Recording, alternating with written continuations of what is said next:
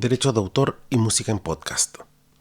El uso de música en podcast está sujeto a las leyes de derechos de autor, tanto a nivel internacional como, en este caso, Chile o el país donde ustedes estén realizando este curso.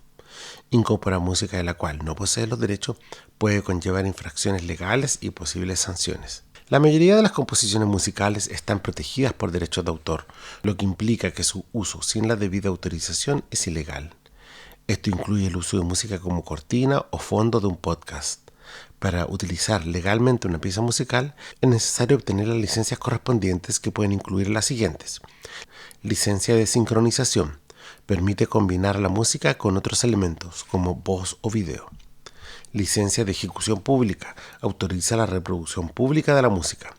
O licencia mecánica, la cual permite la reproducción y distribución de la música en formatos físicos o digitales.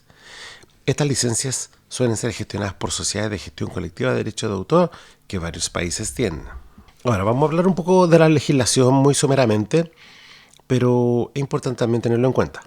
A nivel internacional no existe una legislación unificada que regule el uso de música en podcast. Sin embargo, la mayoría de los países reconocen y protegen los derechos de autor bajo convenios como el Convenio de Berna. Esto significa que, en general, se requiere obtener las licencias pertinentes para utilizar la música protegida de un podcast. El concepto de uso legítimo o fair use permite el uso limitado de material protegido sin permiso, pero su aplicación es restrictiva y varía según la jurisdicción. Es importante no asumir que cualquier uso de música en un podcast lo califica como uso legítimo. Legislación en Chile.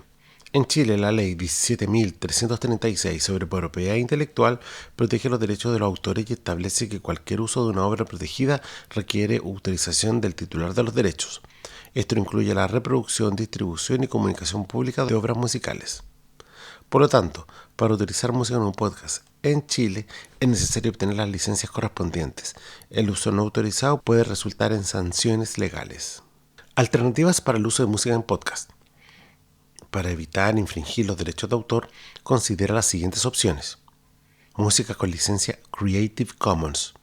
Algunos compositores optan por liberar sus obras bajo licencias de Creative Commons, permitiendo su uso bajo ciertas condiciones.